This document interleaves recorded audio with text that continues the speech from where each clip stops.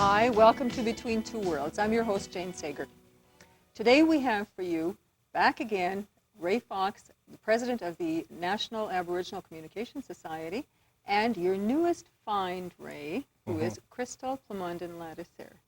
Welcome to Between Two Worlds. Great to be Nice here. to have you back, Ray, and it's nice to meet you, Crystal. Oh, nice to meet you. The last time we talked to you, Ray, you had a different singer on. It was Priscilla Moran. It's nice to see that you're still in the business of promoting people. Oh, absolutely. As a matter of fact, Priscilla has had a second release now since we've been here, and the song is called The Hardest Part of Love is Letting Go. It's gone to number 32 on the Canadian country charts. It's there right now, so she's doing extremely well with that. Yeah. The Crystal is just got a release out, and I hope it should be out within the next little while, I guess, in the next day or two, as a matter of fact. It's just not all that far away. So yeah, I'm excited by it all. Oh, good. Now, how did you find her? How did you find Crystal? Well, actually, I guess she was always there, and I was always there in Lac La Biche, and Plamondon is where she's from. It's not all that far away. But I happened to go to a I'm not sure what it was. Was it a grand opening or something of the Lac La Biche mission? There was something to do with the Historical Preservation Society of Lac La Biche, and you might have heard that they had a tragedy there. The Lac La Biche Inn burnt to the ground, and it's like a mainstay of the Lac La Biche area. It was a tourist attraction and such.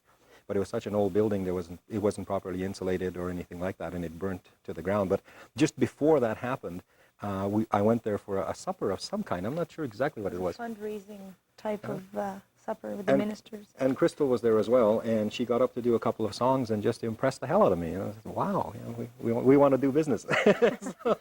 And then from there we started working together in the studio, and here we are. Yeah. Tell me about your studio. That's Crazy Fox Productions. Okay, well, I might get in trouble if I say that, because we wouldn't want to get you. No, thank you. I can do that pretty good on my own things. But the studios that I operate out of are in Lac La Biche. I produce a program called the Native Perspective Program, which is, incidentally, I should throw in a plug. I always feel a little bit awkward because I go to different competitions, and I go to different conventions and things where they have media awards.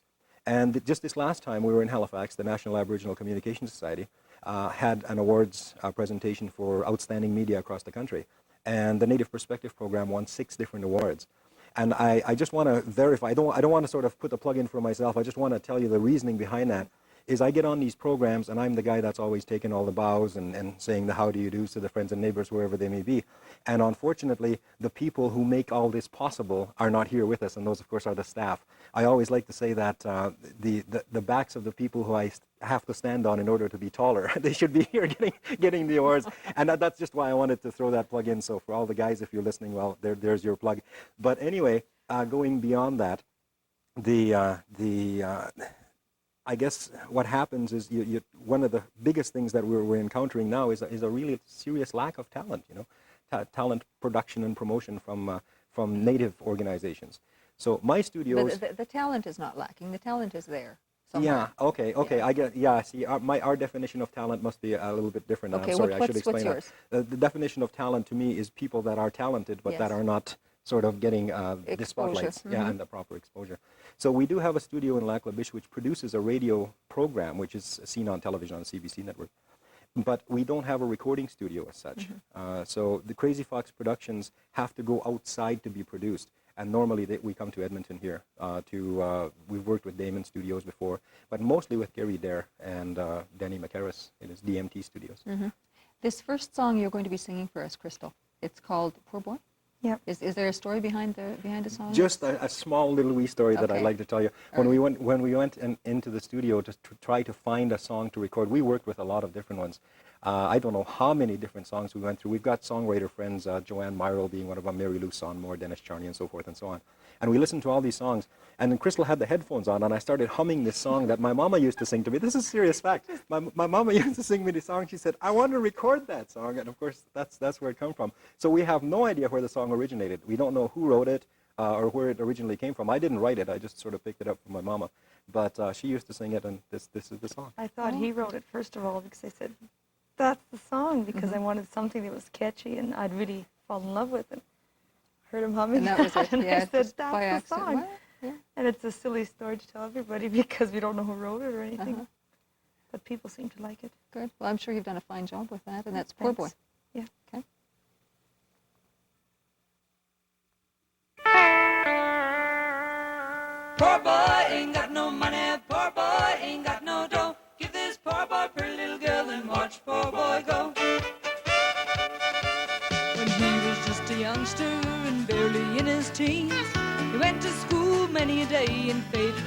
jeans. His patches, they were many, his seat was all threadbare.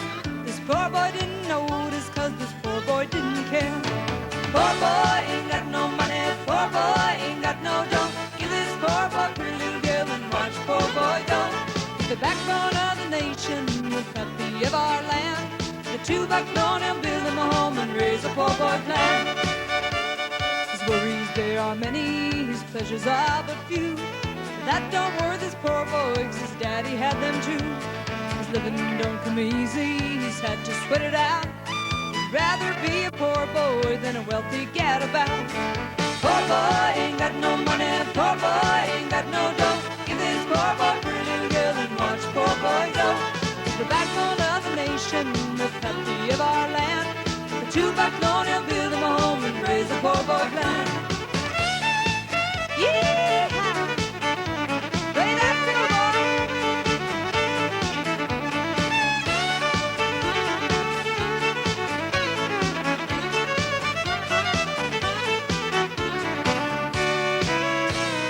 It wasn't for the poor boy, a lot would go undone. The plow would never furrow, the mill would never run. There wouldn't be no taters, there wouldn't be no beans. The rich would all be poor boys in faded old blue jeans. Poor boy ain't got no money, poor boy ain't got no dough. Give this poor boy pretty little girl and watch poor boy go. The backbone of the nation, the country of our land. The two backbone will build him a home and raise a poor boy plan. Poor boy ain't got no money, poor boy ain't got no dough. Give this poor boy pretty little girl and watch poor boy go. Poor boy ain't got no money, poor boy ain't got no dough. Give this poor boy pretty little girl and watch poor boy go. Poor boy ain't got no money, poor boy ain't got no dough. Give this poor boy pretty little girl and watch poor boy go. Poor boy. That was really good, Crystal. I'll bet that didn't sound anything like the way your mom sang. No, it didn't. It didn't sound anything like the way Mama sang it, but it's still a good song. It's still a good song. I thought that with Ricky Skaggs and all of those people now getting right back to the country roots, this thing's got a kind of a Cajun flavor to it. So I don't know if radio stations in Canada are ready for something like that, but it's there. The flip side of that, we should tell you, Jane, is a French version. It's a solid French song. We've got some excited people in the province of Quebec. Who are willing to give it a listen to and things, and it's all French. She's also very fluent in French. So, and something else I should tell you. Can I tell you this too? Sure. Okay. Sure. As long as it won't get you in trouble. Okay. No, it won't get me in trouble. Actually, she's going to be on a Tommy Hunter show really quickly. Oh, wonderful. And she'll be doing that song in 3 languages: in French, Cree, and in English. And that'll be, I think, sometime in the next month or two. She should be on. Oh, wonderful. Well, we'll sure look for that. Yeah, I'm excited about that. Yes. Did you get her the Tommy Hunter show? How did Actually, how did well, that you happen? tell the story. Yeah. Okay. Actually, the CBC, I did a show for CBC, the French station, in February. And I guess the Tommy Hunter show is looking for, this year they plan on putting a different artist from a different province every show. And I guess they sent in my record because they liked it. And Tommy Hunter liked it. And he said, well, on the back of my jacket, it speaks of that I wrote a song in 3 languages. And he said, well, I'd like you to do a trilingual song. So Ray wrote me a chorus in Cree, and I'm doing one in French and one in English. And we're doing like a 3-minute video shot right here in Alberta in Lac La Biche and Plamondon area. And that's what will be shown. Well, isn't that wonderful? I'm really excited about that. Gee. Did you think a year ago that all this was going to No. happen here? Did you see yourself on Tommy Hunter? No, like actually a year ago, my old band broke up that I had, hometown band, and I thought, well, this is the end of my career. And then I just said, that's it. When the going gets tough, the tough get going, and I met Ray, and ever since then, it's been really great. Mm-hmm. How long have you been singing, Crystal? Well, I'll probably date myself, but since I was about 13. Mm-hmm. So it's been a while. Do you come from a musical family? There's just my brother and I, but we've always been encouraged to play, and we had a family band for years. And my mom and dad don't play, but my dad loves a good party and the fiddle music, and so, and our town is very musical, and so it's always been a part of us and our family. That's right. Ray, there's always been a criticism about Native performers that the talent is there, the voice and the ability is there, but the technique somehow is lacking. Is that true? Do you find Yes, that? unfortunately, well, going back to the radio station that we operate in Lac La Biche, I always invite people to send me tapes and to send me whatever records and anything they may have that they want aired on the program. And some of the stuff that I get is, like you say, extremely talented people. The songwriting is there, even the voice quality and things are there, and the production is just horrendous. Unfortunately, though, that's not only Native people, but it seems to be. I guess, in thinking about it in kind of the general state of affairs across the country and in the United States, the Indian people or Aboriginal people are a little bit behind in almost everything, particularly when it comes to technology like television, radio, and recording. So we're sort of just catching up, and that's why we're a little bit behind. But there are some really bad stuff that are not necessarily Aboriginal. The reason for that is when you go to a recording studio, they are under no obligation whatsoever to make you sound good. They just take your money and say, thank you very much, we'll catch you again. Where a producer such as myself, well, my reputation rides on that record. But I can always, the record company can always say, well, geez, we had nothing to do with it. How was I to know that that's the kind of production they were going to give us? So I think that's the reason why. It's not a very pretty game, the entertainment business. It's not a good game at all. Everybody is out to get everybody. And that's the unfortunate reality. It's a dog-eat-dog world. It's just so competitive, isn't it? Yeah. And unfortunately, as Native people, because we don't have a lot of money, there's not an awful lot of economic development that happens at a grassroots level. So consequently, there's not an awful lot of change jingling in the gene pockets. So when you go to get something produced, you can go to a recording studio and they'll say, well, we have this for $5, that for $10, and this for $15. And of course, because you've only got the 5, that's what you're going to go for. So that's the cycle that you get into. Yeah. Do you find that you have to work a lot with performers?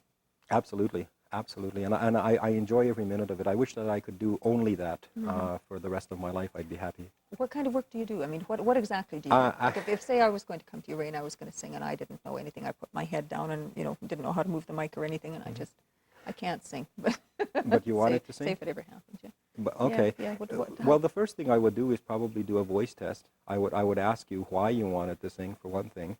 What made you think you were a good singer, what it is you wanted to accomplish out of the song that you wanted to sing. If you want to just sing for me, fine, I have no problem with that. Like here's a guitar or piano or whatever the case might be. But if you have aspirations about getting somewhere, what I would do is I would sit down and I would talk with you about that. I would say, here's the reality of the business. First of all, it's going to cost you money to get to this first step, and this is what it's going to cost you. And here's why you're going to be spending that money. There's a lot of incidental costs that people are not aware of when they first get into the business. Yeah, it's even to the point of mailing out a record. It costs us just about $250 to mail out these damn things, let alone get the production first. That's why a guy like Ray I didn't have a clue how to do anything, and it's so great. Like this. Little things you don't even think about in a song. Like what? I started singing that Poor Boy, and he'd say, well, look at, you're going high here, and you should be going low. And I said, oh, I didn't even think of that, And all those little things, like with the record, like I go into the studio, and if Ray wouldn't have been there, like he says, you say you got $100, okay, well, we'll do that. But Gary Dare, he's just super, and he knows, he's not going to take you for a ride. He's going to give you the best product he can give you. Yeah.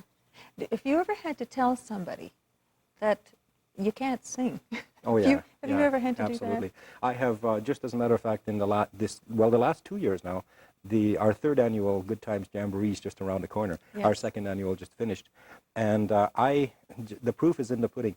I went and I put together a band, which, in my humble opinion, in my 25 years in the business or whatever, right, I was able to pick a fiddle player from here, a guitar player from there, and a bass player from there, and I put together a band that I think is probably one of the best in the world, bar none. And with that in mind, I also have to be able to tell people, look, you just don't have it, and that's the reality. Whereas, again, getting back to the recording studios, I don't want to keep saying this over and over again, but if you go to a recording studio or to a music publisher, they'll take anything you've got. And that's the truth, and I guess what I'm saying is buy the used car from me, But I wouldn't do that. I wouldn't dream of doing that. Because it's just a waste of everybody's time. I'm not in it for the money. I'm in it for the promotion of the talent.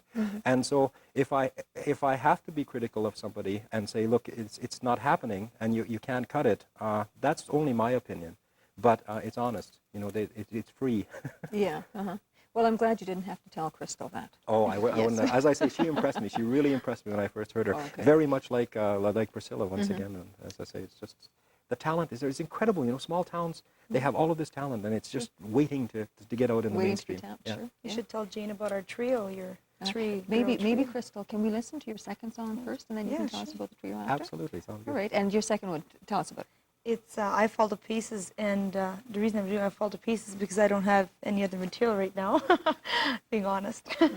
But that's the first song I ever did in like Ray's studio. He coached me, good.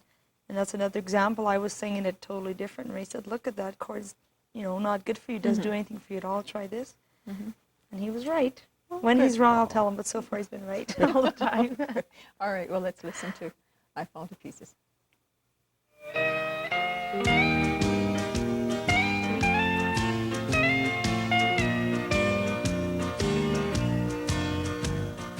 I fall to pieces each time I see you again. I fall to pieces. How can I be just your friend? You want me to act like we've never kissed. You want me to forget, pretend we've never met. And I've tried, but I haven't yet. You walk by and I fall to pieces.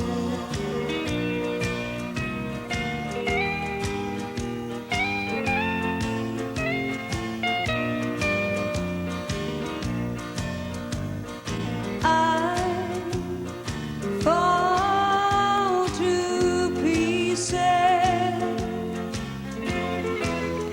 each time someone speaks your name. I fall to pieces. Time only adds to the flame. You tell me to find someone else to love, someone who loves me too, the way you used to do. But each time I go out with someone new, you walk by and I fall to pieces. And you walk by and I fall to pieces.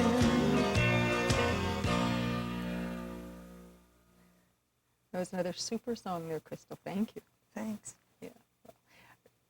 Ray, before we listen to your song, you mentioned the trio. Yeah. Tell me, it's what is that? What are Alberta's you talking trio. about? Huh? Alberta's trio. There's a trio in Nashville, and this is Ray's Alberta trio. Ray put it together. Well, it's part of this Good Times Jamboree band I was telling you about. Yeah. It's Gordy Merrill on the fiddle, Bobby Hutchinson on lead guitar, Elvis Gray on the piano, and like the band is just absolutely super. And we had three girl singers. Crystal was one of them, and Joanne Merrill, another girl that's with us, and Priscilla Morin. So between the three of them, we were doing like 3- and 4-part harmonies with this band, and honest, it was just beautiful music. It was fantastic. So what we're hoping to do is do a cross Canada tour. Which would be sponsored, I hope, in part by the National Aboriginal Communication Society. At least they would host it in each of the provinces that we went to across Canada. I figure it would take us about 2.5 to 3 months, and I want to kick it off in May sometime of the coming year. And it would start out with the Jamboree first, of course, and then go from that Jamboree to all of these stops across Canada. That sounds like a very ambitious project. Well, I am an ambitious person. What can I say? I have actually I have a proposal in with Seagram's, for example. I don't know if I was allowed to say that, but you can bleep it out, I'm sure. But for about $150,000 that I think would be needed to sponsor this event, and I guess I don't feel bad about going to them for and asking for something. Because I think it's justifiable in that here's an opportunity for us to go and show off some good, positive role models to people. And I mean, let's face it, it's your product that's been beating us over the head all these years. You know, I don't feel bad coming to you and saying, I think you owe us something. You know, so if you want to just listen. Yeah. But I mean, and so forth and so on. But it is an ambitious project. Yeah. I also, something else I should tell you that's ambitious, I'm putting together the Best of the Native Perspective album. That's going to have two of Priscilla's songs, 2 of Crystal's songs, 2 of Joanne's songs, and 2 of Elvis Gray's, 2 of Ernest Munoz, and 2 of Chucky Beaver's, your friend and mine. And that'll be out in the market really, really quickly, and I'm expecting a lot of action on that. Terrific. You sound so busy there in Lac-La-Biche. Somehow you don't think of Lac-La-Biche as being kind of the production center of northern Alberta for some reason. Yeah, but you know, home is where the heart is. Yes. I guess so. What can you say? Wherever you hang your hat, that's home. Make the best of it, and that's what Yeah. we're doing. But we do have, you know, it is a small world. You know, it is a very small world. In that we have friends in Edmonton, for example, in Calgary, and all across the country. It's getting smaller all the time with radio and television, especially. You know, it's things are being beamed across the country so fast now that it's becoming smaller and smaller all the time. Yeah. The tour you were talking about, Ray, when I said it was ambitious, what I meant was that meant that you're going to be involving the Aboriginal communications groups in each province. Then they would be helping you. Yeah, absolutely. Yeah. And also the friendship centers. I've approached the friendship centers, of which there's what I think just about 400 across the country, friendship centers. And it's an ambitious undertaking, granted. But I think what could happen, for example, is the friendship centers in each of the provinces, like there's a provincial association across the province. What they would do is start at a grassroots level. A friendship center, say in Timbuktu, would have a talent contest from where they would have a winner, right? They could find sponsors, however that means. But then they would have a provincial final, and each of the provinces would have at least 2 or 3 representatives, Aboriginal talented people across the country. Now those friendship centers would send their people to the talent show, right? The talent show would come to town. It would be something to the effect of Bob Dylan's Rolling Thunder review in the United States, where you just show up in some town and play. But also, because there are 21 Native communication groups across the country who do radio, television, and newspaper, well, our target audience is already being serviced by a media who would host our program and just give us that exposure. So forth and so on, and away we go. All we have to do is just show up. Oh, that would be wonderful. That's only one of the things that NACS is involved in. Yeah, isn't it? NACS is involved in an awful lot of different things. Like I was saying, we produce newspapers, radio, and television. We're also getting involved in satellite distribution and the satellite technology. We're going to be up on, well, there's 2 radio stations that are up on Anik D1 right now. Those people that receive Anik D1 anywhere in the country could get native communications from Whitehorse and Yukon, Sean FM, and CKNM in Yellowknife. That is 2 of the radio stations that are already up on the satellite system. Beyond that, in the next year or 2, we should have about 5 different radio stations up on Anik D1. And of course, the Anik D1 footprint is, I think, up into Maine somewhere in the United States and all of Canada. So it's coming along really well. Footprint? Oh, I'm sorry. That's where the coverage area. The coverage area. Yeah, okay, that's how that is. So and anybody with a receiver dish, and I think it's maybe $1,200 or something for a receiver system.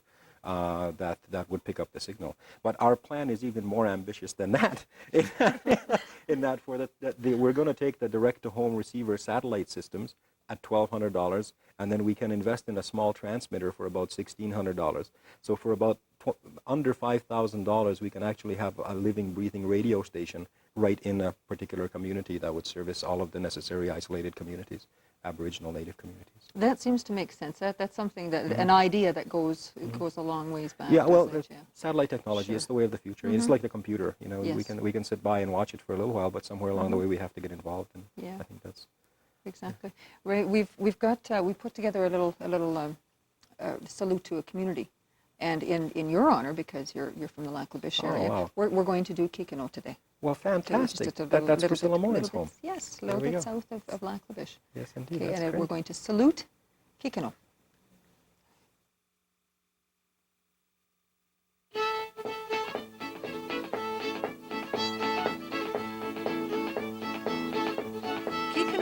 settlement can be found just south of Lac La Biche in northeastern Alberta, off Highway 36. When it was incorporated in 1939, it was called the Goodfish Lake Colony, but the residents changed the name in 1941 to Kikino, which is the Cree word for our home. Early residents of the area were hunters, trappers, and fishermen. Today, the settlement is involved in farming, game ranching, and tourism. The settlement owns Lone Pine Development Corporation and is involved in oil and gas exploration, road construction, and other projects. Kikino, like the other Métis settlements, is actively keeping alive their Métis culture. The Kikino Northern Lights, a Métis traditional dance group, has brought considerable recognition to the community, both as competition winners as well as representatives of Alberta's Métis community at Expo in Vancouver. As well, Kikino was the home of prominent Métis elder, often called a Métis senator, Adrian Hope, who was one of the principal organizers responsible for the revival of the Métis Association. Kikino, today we salute you.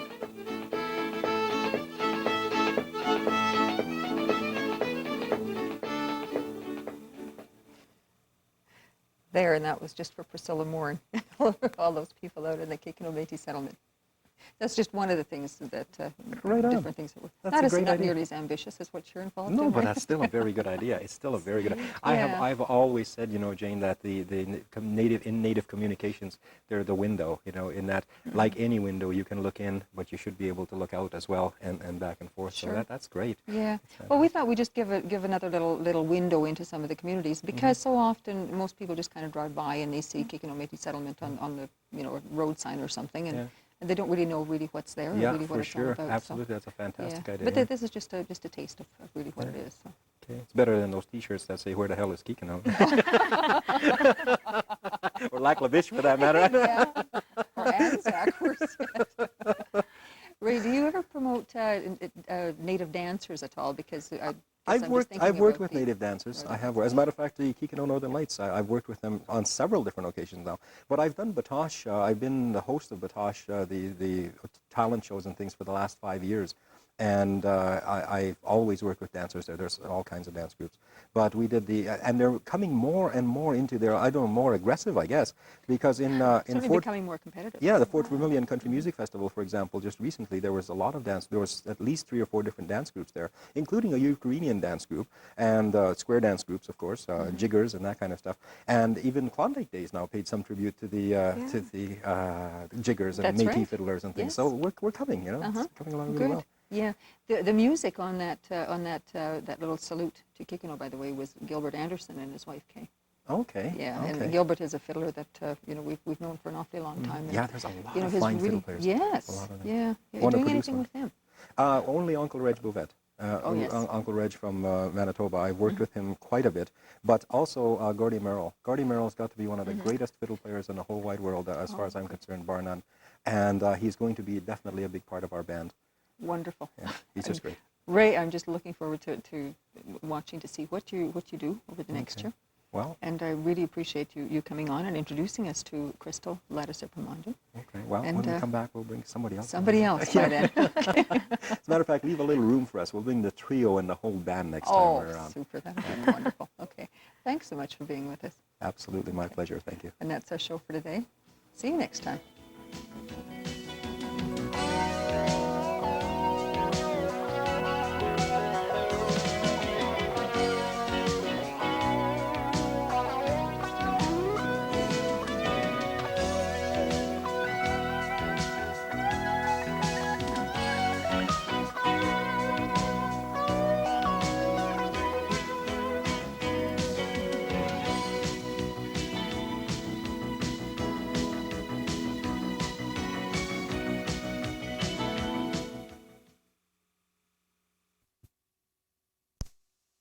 Hier, la cabane à sucre a accueilli le nombre record de 6000 visiteurs qui non seulement ont pu goûter à la tire, mais aussi à la culture française.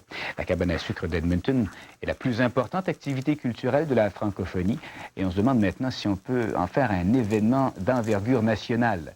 Mais en prenant de l'ampleur, la cabane à sucre risque bien de ne plus être la fête des francophones. Pour la première fois cette année dans l'histoire de la cabane à sucre, tous les artistes invités étaient franco-albertains. La troupe des danseurs, les girandoles et celle des bûcherons ont exprimé l'aspect folklorique de la culture française en Alberta. Tandis que des artistes comme Plamondon et le groupe Élite ont fait voir aux 6000 visiteurs le visage plus contemporain de la francophonie albertaine. Dans ce festival, seul le sirop d'érable qui sert à produire la tire vient du Québec. Tout le reste est conçu ici, en Alberta. On a vraiment adapté la cabane à sucre à la francophonie albertaine. La formule actuelle de la cabane à sucre connaît énormément de succès. 500 personnes de plus y viennent à tous les